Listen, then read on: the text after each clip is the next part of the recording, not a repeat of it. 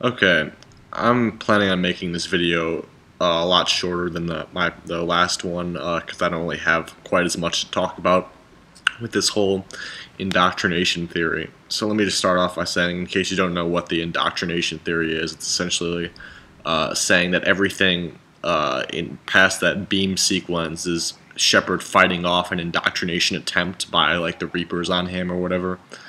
So essentially everything past that point is not real. It's all sort of fabricated in his mind, apparently. And that's basically the idea, and yeah, that's the basic premise and the basic concept of the indoctrination theory. So I'm just going to say that I'm not really in support of the indoctrination theory. I'm not saying it's a horrible theory. I mean, it has some pretty decent evidence points that you could, refer to and stuff like that. And I mean, probably the biggest evidence point is just the lack of narrative coherence in the ending. If you're taking it that it's actually that's actually happening, like I said before, a lot of the stuff's contradicting, nonsensical stuff like that, and it feels like it's a surreal sort of atmosphere by having so many logical inconsistencies in such a short period of time, and it's just it's just rumored. It just makes it appear as if they're doing it intentionally, and I don't believe that. I think it's just them just not being careful over their work, because apparently Casey Hudson and Mac Walters were the only two who read it, so they had no one to proofread it. So they didn't have, I guess they didn't have the actual manpower to double check their work for the consistencies and the coherence there. But anyway, I'm just gonna say that I appreciate what the fans are doing in terms of saying that that theory was, it falsified the ending, I suppose. I mean, because the thing is, that just shows you basically anyone who's in support of that indoctrination theory probably did not like the ending if it was real. Like, they wanted to convince themselves otherwise that it was not real at all, you could say. And you know what, I respect that. If people want to say that it's the indoctrination theory, that it wasn't real and everything, that's fine. That's sort of creating your own ending kind of way. I mean, yeah, it is sort of, at its core, yeah, it's sort of just a cheap way. It's like, oh, it's all fake. No, that couldn't have possibly happened or anything. I mean, it's a little bit of it's too easy of a way out. It's too easy for them to just say, oh, it's all fake or whatever. It's a too simplistic way of bailing BioWare out, or just like, not focusing on all the logical flaws and all the flaws of that ending. It's just way too simple for me. That's my opinion, I suppose. But here's what my real problem with the indoctrination theory is, and that is just it does not function as an ending. So basically, I respect its purpose. Like in terms of the people stating that, we don't, we didn't accept the original ending, so we want to, it has to be fake or whatever, like just to cover up all the plot holes, and they didn't like the original. I respect their intent, whoever believes that, you can believe whatever you want. I don't care. I'm not trying to shoot down the indoctrination theory, like just in terms of whether it actually is, whether it's true or not. I mean, I don't think it is, and there's substantial evidence either way going for or against it. It doesn't really matter, but I don't believe it personally, but there's a difference between its purpose and its function. So the purpose part I respect. I don't agree with it, but I respect it enough because it makes me realize that yes, people do actually care, like as evidenced by the guy whoever that documentary film that guy did about the indoctrination theory. He divided it into like 2 parts or something. One of them's like an hour and 20 minutes, the next one like hour and a half each or something, so it's like a 3-hour film or something. I mean, that's some devotion right there. But here's the problem. I sent that guy a message in like 3 or 4 sentences. I mean, I told him I appreciated what he was doing or whatever, but then I sort of shot down the whole film in just a matter of seconds. I just shot down his work there. And here's my problem with it. I've talked about the purpose of it, but the function I disagree with, because it does not function as an ending to a video game or any story whatsoever. And here's why. Because essentially what you're doing is cutting the game off at the climax, right? You have it, so essentially everything past that point is rendered meaningless. Almost everything is rendered meaningless and useless. So essentially you have Shepard waking up in the rubble of London, right? You have Shepard waking up there, and it's like at the climax of the story of the game, and you cannot end a story at the climax of something at all like that. That's not an ending to a game. it's not proper story structure. You have to have, you know, you have the inciting incident, you have build up, you have conflict, and then you have the epitome of the story, like the climax, you know, where everything's sort of like the protagonist faces the antagonist once and for all, or something like that. That's where usually where the climax is. Then you have the resolving action and the denouement. So that's just sort of the closure aspect of it, where it actually concludes the story part of it. And with the indoctrination theory, essentially, is that it's an incomplete story. And even if, like, they were, for example, to make like a DLC or something to, you know, carry like the story on from that point, it would sort of render most of what happened in that ending meaningless. So you essentially almost just wasted everyone's time. And a lot of it obviously is very inconsistent, even in the indoctrination theory's evidential points. I mean, in terms of what a lot of that stuff represents. For example, like all those all the post-choice cutscenes or whatever, where you have the relays exploding and the Normandy crashing. I mean, all that stuff. I don't know. I don't see how that ties into the indoctrination theory at all in terms of what the hell it actually represents at all. That part I don't represent at all. So yeah, so aside from that, a lot of that sort of the whole indoctrination theory not making complete sense. I mean, yeah, it has more narrative coherence than the actual endings do, if they're supposed to be real or whatever. But it still doesn't have enough to sort of justify every little bit of that ending. It still brings up plot holes. Probably about a third of those original plot holes in the ending, and all the lack of coherence still applies to the indoctrination theory. And of course, how all that stuff's supposed to apply, and also it sort of renders it sort of defeats the whole purpose of having a choice with those three different choices when only one of them is correct when you choose the destroy option, because there's evidence or whatever. I've saw evidence or whatever, like these people claiming that, you know, like when you destroy that, the child's like right behind you watching it, and he dissipates as soon as you destroy the tube or whatever, as opposed to the other endings, or like when you control the Reapers or jump into, or I think it was just the control option, sorry, but when the catalyst is looking at you or whatever, and he doesn't disappear instantly or something.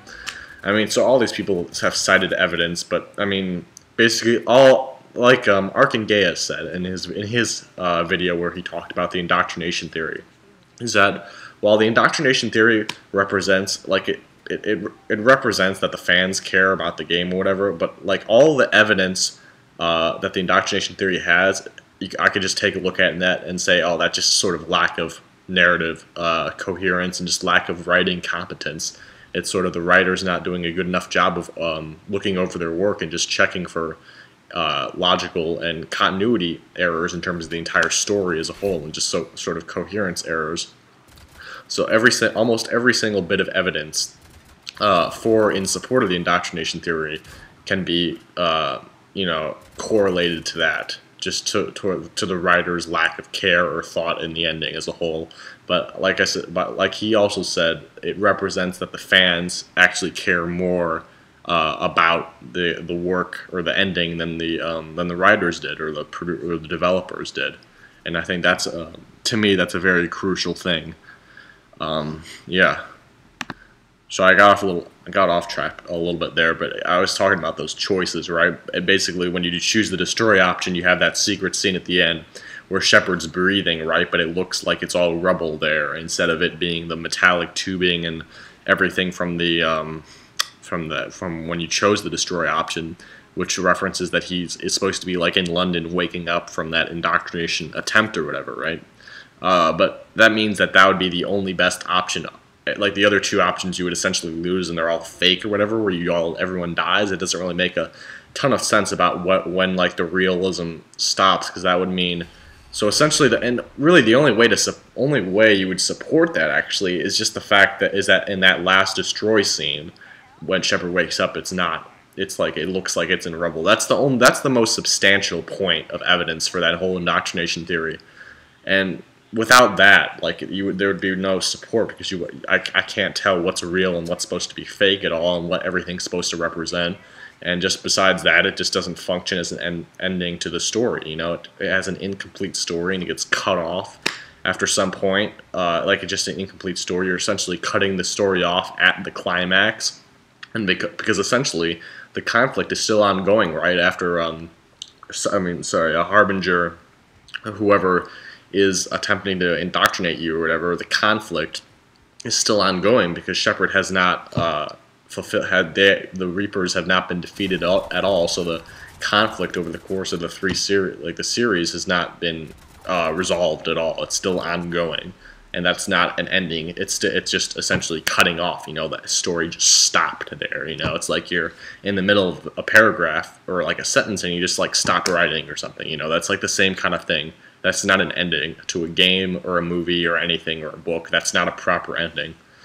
Even if you were trying to set it up for like a future installment, that still wouldn't even work because you have to have some sort of conflict resolved in that particular piece of narrative there, and they didn't do that at all.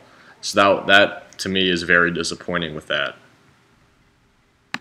Now, a lot of people use the boy that died in the introduction, and he's reiterated throughout the game. They use that as their evidence points for the indoctrination theory, in terms of how no one saw the boy except for Shepard, and how he's sort of like even when no one sees him or whatever, so it's all like in his mind. It sort of goes in there. So apparently they use that as sort of a reason why the indoctrination theory could have been built up. And including when Garrus, when Shepard talks to Garrus and he mentions the boy, and Garrus doesn't even specifically comment on the boy, as if he doesn't even recognize that Shepard just made that comment. So I disagree. I mean, I disagree with the purpose. Yes, no one really saw him, but that's sort of inconsequential, I believe, because it's more about Shepard himself.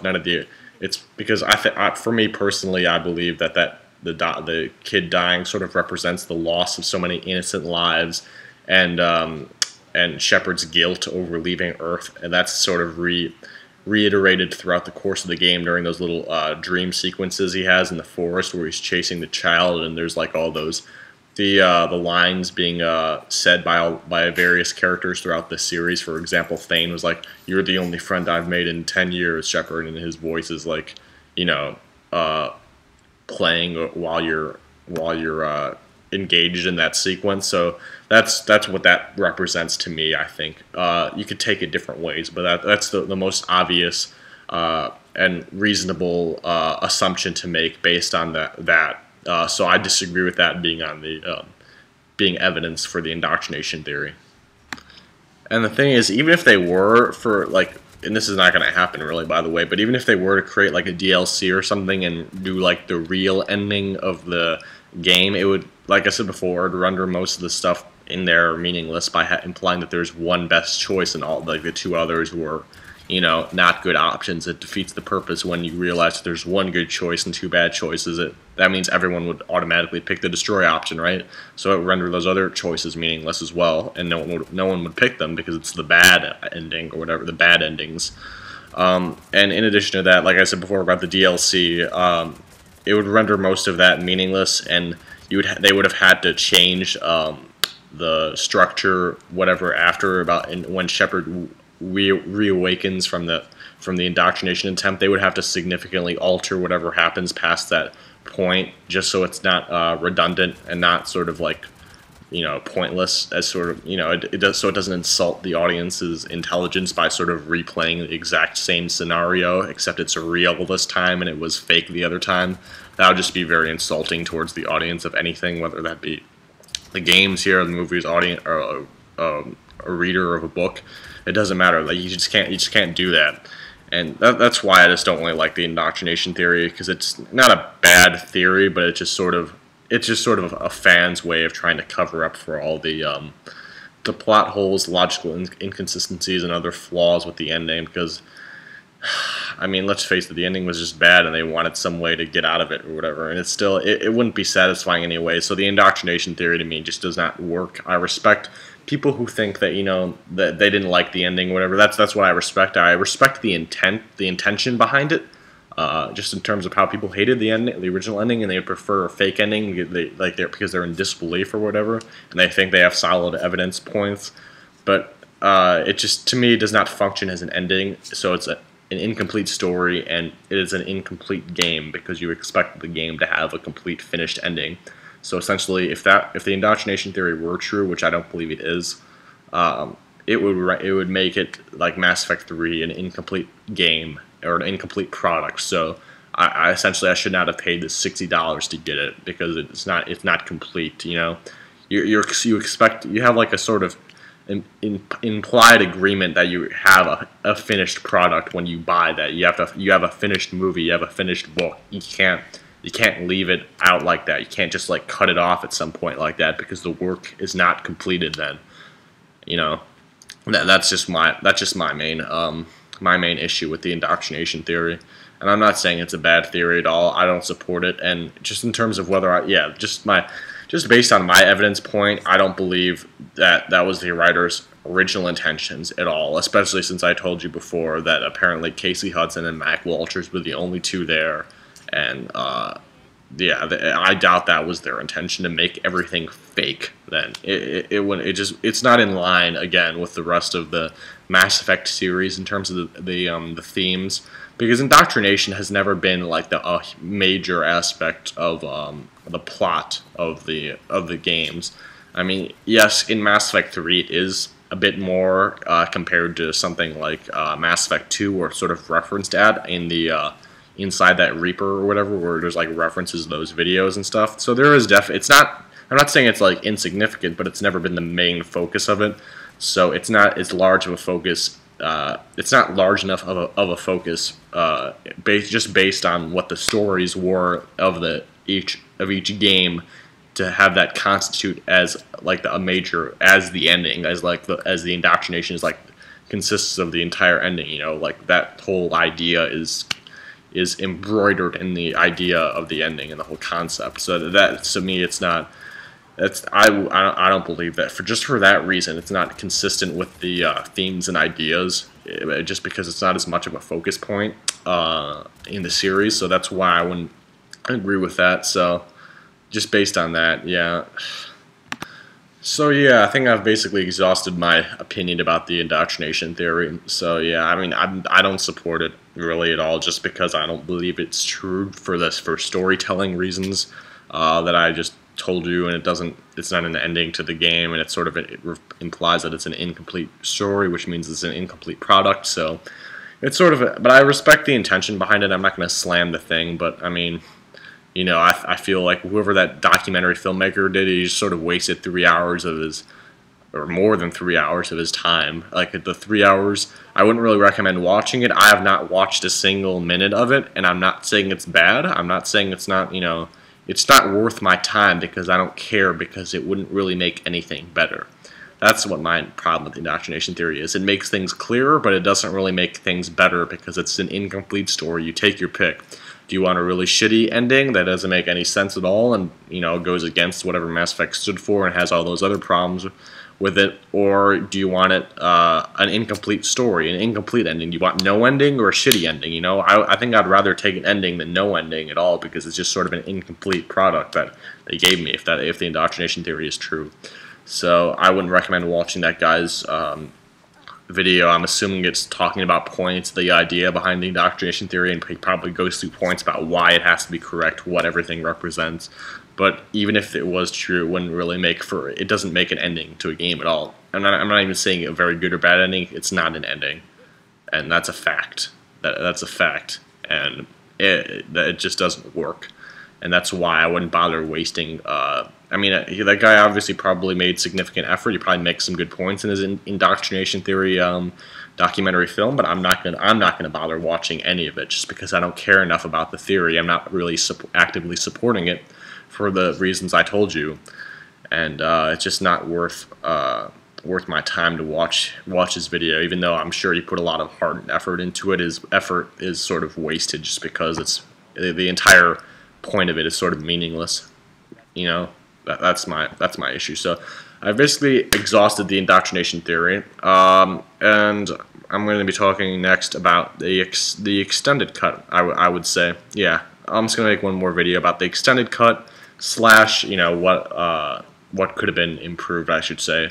I'll just put that in one whole long video instead of like 2 more videos, I would say. All right, so thanks for listening to this, and take care. I'll have that video sometime soon, hopefully.